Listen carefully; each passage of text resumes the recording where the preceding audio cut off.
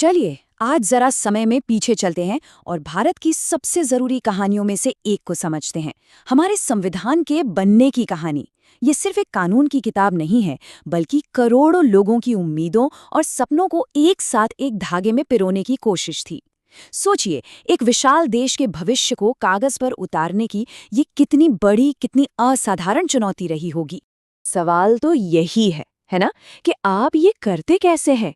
एक ऐसा देश जो अभी अभी सदियों की गुलामी से आज़ाद हुआ हो, जहां हर कुछ किलोमीटर पर बोली, मजहब, रहन सहन सब बदल जाता हो, उस देश के लिए एक ऐसा संविधान बनाना जो सबको अपना लगे, सबको साथ लेकर चले, ये काम कितना मुश्किल रहा होगा। और इसी भारी भरकम सवाल का जवाब ढूंढने की जिम्मेदारी दी गई भारत की संविधान सभा को। इस तस्वीर में हम उन्हीं महान लोगों को देख रहे हैं जिनके कंधों पर एक नए राष्ट्र की नींव रखने का ऐतिहासिक काम था। तो चलिए इस दिलचस्प सफर में और गहराई से उतरते हैं। तो सबसे पहले सवाल यही उठता है कि ये सभा, ये असेंबली बनी कैसे? इसका शुरुआती ढांचा क्या था? और इसमें कौन कौन लोग शामिल होने वाले थे?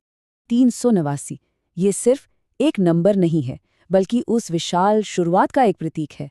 संविधान सभा के लिए कुल 389 सदस्य तय किए गए थे, और ये संख्या इतनी बड़ी इसलिए थी ताकि तब के अविभाजित हिंदुस्तान के हर कोने, हर समुदाय की आवाज़ इसमें शामिल हो सके। अब देखिए, इन 389 सीटों को भी दो बड़े हिस्सों में बांटा गया था। 296 सीटें उन इलाकों से आनी थी जहां अंग्रेजों का सीधा राज था, जिसे हम ब्रिटिश इंडिया कहते हैं, और बची हुई 93 सीटें थीं देसी रियासतों के लिए, जहां उस वक्त राजा महाराजाओं का शासन चलता था। ठीक है, तो अब सवाल ये था कि ब्रिटिश भारत की इन 296 सीटों पर बैठेगा कौन? इसका फैसला करने के लिए जुलाई-अगस्त 1946 में चुनाव करवाए गए, और इन्हीं चुनावों के नतीजों ने आगे चलकर संविधान सभा की पूरी दिशा तय कर दी। और जब नतीजे आए तो तस्वीर बिल्कुल साफ हो गई। जैसा कि हम इस चार्ट में देख सकते हैं, कांग्रेस ने जबरदस्त जीत हासिल की, 208 सीटें। मुस्लिम लीग 73 सीटों के साथ दूसरी सबसे बड़ी पार्टी बनकर उभरी, और बाकी की जो 15 सीटें थीं वो छोटी मोटी पार्टियों और आज़ाद उम्मीदवारों के हिस्से में गईं। मतलब ये तो तय हो गया था कि संविधान सभा में कांग्रेस का दबदबा रहने वाला है। तो चुनाव हो गए, सदस्य भी तय हो गए। अब वक्त था पहली बार एक साथ बैठने का, एक मेज पर आने का। लेकिन जैसा कि अक्सर होता है, शुरुआत इतनी आसान नहीं थी। 9 दिसंबर 1946 ये तारीख इतिहास की किताबों में हमेशा के लिए दर्ज हो गई।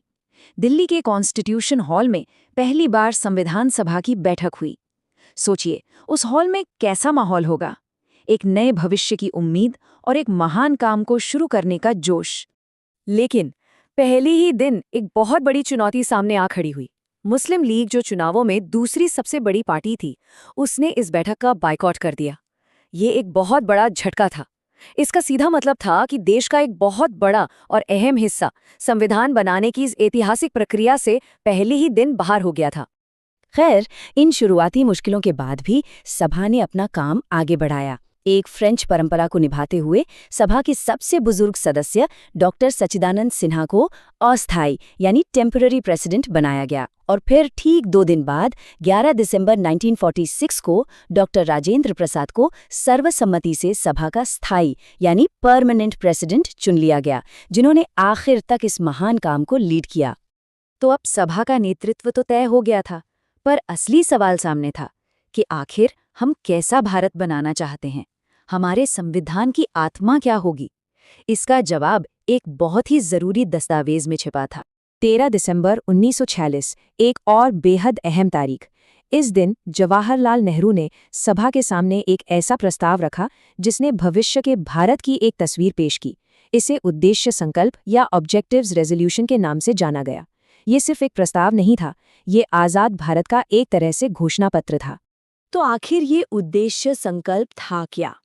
देखिए, आसान भाषा में कहें तो ये एक विजन डॉक्यूमेंट था।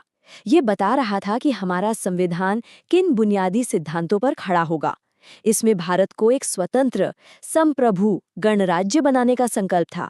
अपने सभी नागरिकों के लिए न्याय, बराबरी और आज़ादी सुनिश्चित करने का वादा था। और यही संकल्प आगे चलकर हमारे संविधान की प्रस्तावना यानी प्रीएम्बल का आधार बना। तो जरा देखिए, घटनाएं कितनी तेजी से आगे बढ़ रही थी।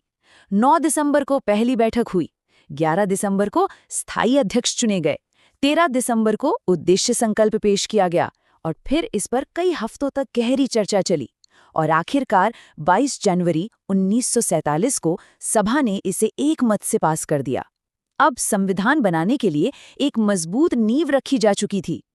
एक तरफ जहां संविधान सभा देश को एक करने का खाका तैयार कर रही थी, वहीं बाहर देश की सियासत एक ऐसे तूफान से गुजर रही थी जिसने संविधान सभा के काम और उसकी भूमिका दोनों को हमेशा के लिए बदल कर रख दिया। 3 जून 1947 ये वो तारीख है जिसने हिंदुस्तान का नक्शा ही नहीं बल्कि उसका मुकद्दर भी हमेशा के लिए बदल दिया। इस दिन माउंटबैटन प्लान का ऐलान हुआ जिसने ये साफ कर दिया कि भारत का बंटवारा होगा और एक नया देश पाकिस्तान बनेगा। इस एक ऐलान ने संविधान सभा के सामने चुनौतियों का पहाड़ खड़ा कर दिया। और फिर वो घड़ी आई जिसका सदियों से इंतजार था। 15 अगस्त 1947 भारत आज़ाद हुआ।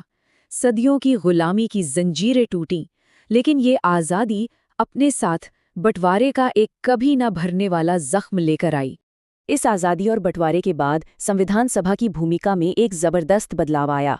जो सभा पहले सिर्फ संविधान बनाने के लिए बनी थी, अब वो एक सोवरन बॉडी यानी एक पूरी तरह से संप्रभु संस्था बन गई। मतलब अब उस पर अंग्रेज़ों का कोई कंट्रोल नहीं था। और इतना ही नहीं, उसे एक और बड़ी जिम्मेदारी मिल गई, देश की पहली संसद के तौर पर काम करने की। मतलब अब उसे संविधान भी बनाना था और साथ साथ देश के लिए ज़रूरी कानून भी बनाने थे। तो अब एक बटे हुए देश की नई संसद के रूप में संविधान सभा ने अपने सफर का सबसे मुश्किल दौर शुरू किया। नींव तो रखी जा चुकी थी, लेकिन अब उस पर एक ऐसी आलीशान इमारत खड़ी करनी थी जो आने वाली सदियों तक टिकी रहे। और वो इमारत बनी उन महान बहसों से, उन चर्चाओं से जिनमें नागरिकता से लेकर मौलिक अधिकारों तक हर मुद्दे पर तीखी बहसें हुई। लेकिन वो कहानी फिर कभी। उम्मीद है ये वीडियो आपके लिए हेल्पफुल रही होगी। सब्सक्राइब करें ऐसे ही और वीडियोस के लिए, लाइक करें अगर आपको कंसेप्ट समझ आया हो और शेयर करें अपने दोस्तों के साथ। धन्यवाद।